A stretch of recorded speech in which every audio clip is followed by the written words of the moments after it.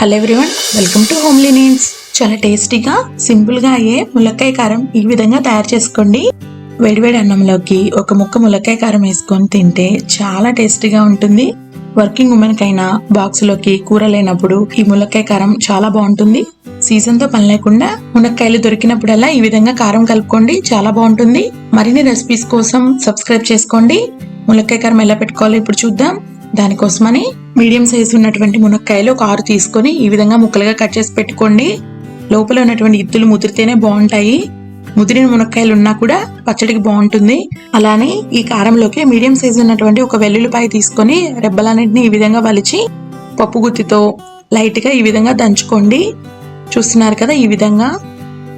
ఇప్పుడు మునక్కాయ కారం కోసం ములక్కాయ ముక్కలు ఉప్పు కారం కొలవటానికి మెజర్మెంట్ కోసం ఒక గ్లాస్ కానీ గిన్నె కానీ తీసుకోండి. ఇక్కడ నేను చిన్న గ్లాస్ తీసుకొని మునక్కాయ ముక్కలన్నింటినీ కూడా కొలుస్తున్నాను. ఇక్కడ మొత్తం 4 గ్లాసులు మునక్కాయలు అయ్యాయి. అంతా కొలిచిన తర్వాత పైన ఒక 4 ముక్కలు మిగిలాయి. వాటిని కూడా వీటిలో వేసి కలిపాను. ఇక్కడ 4 గ్లాసుల మునక్కాయ ముక్కలకి కారం అదే గ్లాస్తో 2 గ్లాసుల కారం తీసుకోవాలి. అలానే సాల్ట్ 1 గ్లాస్ తీసుకోవాలి. గ్లాస్ నిండా కాకుండా గ్లాస్కి కొంచెం తక్కువగా తీసుకోవాలి. ఒకవేళ సాల్ట్ సరిపోకపోతే కారం కలిపిన తర్వాత యాడ్ చేసుకోవచ్చు. అలానే ఇందులోకి 1 టీ స్పూన్ పసుపు, అలానే ఒక చిన్న టీ స్పూన్ మెంతిపిండి కూడా వేయాలి. చూస్తున్నారు కదా, బేషన్లో ఈ విధంగా వెల్లుల్లి రెబ్బలు, ఉప్పు, కారం, పసుపు, మెంతిపిండి తీసుకున్నాం. అలానే ఈ పచ్చడి కలుపుకోవడానికి చింతపండుతో కలిపితే బాగుంటుంది.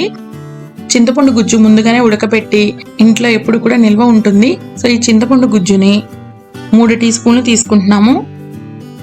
చింతపండు లేని వాళ్ళు ఒక 2 పెద్ద నిమ్మకాయలు నిమ్మరసం తీసి నిమ్మరసంతో అయినా కలుపుకోవచ్చు. ఈ యొక్క కారం గుజ్జుగా గ్రేవీ ఉండాలి అనుకుంటే మాత్రం చింతపండు వాడితేనే బాగుంటుంది. ఇప్పుడు మనం ములక్కాయ కారం కలుపుకుందాము. దానికోసమని ముందుగా కొలిచి పక్కన పెట్టినటువంటి మునక్కాయలన్నింటినీ కూడా ఒక గిన్నెలో వేసుకోండి. అలానే ఇందులోకి శనగ నూనె వాడండి. ఏ గ్లాస్తో అయితే కొలిచామో అదే గ్లాస్తో గ్లాసున్నర శనగ నూనె వేయండి. ముక్కలన్నింటినీ కూడా శనగ నూనె పట్టేలాగా ఒకసారి ఈ విధంగా కలపండి. అదే విధంగా బేషన్లో పక్కన పెట్టుకున్నటువంటి ఉప్పు, కారం, పసుపు, మెంతిపిండిని అలానే వెల్లుల్లి రెబ్బలతో చింతపండు గుజ్జు కూడా కలుపుకుంటూ మొత్తం ఈ విధంగా మిక్స్ చేసుకోండి. ఎటువంటి కారమైనా సరే ఈ విధంగా ఈ కొలతలతో పెట్టుకుంటే పర్ఫెక్ట్ గా కుదురుతుంది. సో ఇప్పుడు కారం కలిపినటువంటి ఈ మిశ్రమంలోకి నూనెలో కలిపి పెట్టిన మునక్కాయ ముక్కలన్నింటినీ కూడా ఈ యొక్క కారంలో వేసి అంతా కూడా ఈ విధంగా మిక్స్ చేసుకోండి. ముక్కలకి ఉప్పు, కారం, చింతపండు బాగా పడుతుంది. అలానే గిన్నెలో ఉన్నటువంటి ఆయిల్ ని కూడా ఈ ముక్కల పైన యాడ్ చేసి మొత్తం అంతా కూడా ఒకసారి మిక్స్ చేసుకోండి. ఈ యొక్క మునక్కాయ కారం కలిపిన తర్వాత ముక్కలు ఊరటానికి 2 రోజులు టైం పడుతుంది. అంటే ఉప్పు కారం మునక్కాయ ముక్కలకు పట్టడానికి 2 రోజులు టైం పడుతుందని. మొత్తం అంతా కూడా మిక్స్ చేసుకున్న తర్వాత సాల్ట్ సరిపోయిందా లేదా అని ఒకసారి చెక్ చేసుకోండి.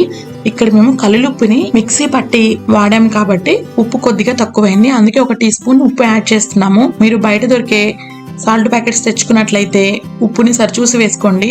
అవి ఉప్పు శాతం ఎక్కువగా ఉంటాయి. ఈ మునక్కాయ కారం కలిపిన తర్వాత దీన్ని ఇటువంటి ఒక బాక్స్ లో పెట్టుకోండి. బాక్స్ అడుగుని కూడా కొద్దిగా నూనె ఉంటే మంచిగా ఉంటుంది. ములక్కాయ కారం అంతా కూడా బాక్స్ లో పెట్టుకున్న తర్వాత దీనిపైన 1 గ్లాసుడు శనగ నూనె వేయండి. చూస్తున్నారు కదా మునక్కాయ కారం ఎంత బాగుందో. చాలా టేస్టీగా ఉండేటువంటి ఈ మునక్కాయ కారం తప్పకుండా మీరు అందరూ ట్రై చేయండి.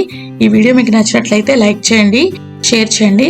అలానే ఇంకా సబ్స్క్రైబ్ చేసుకోకపోతే కింద ఉన్న రెడ్ కలర్ సబ్స్క్రైబ్ బటన్ మీద క్లిక్ చేసి పక్కనే ఉన్న బెల్ ఐకాన్ మీద క్లిక్ చేయండి. Thank you for watching.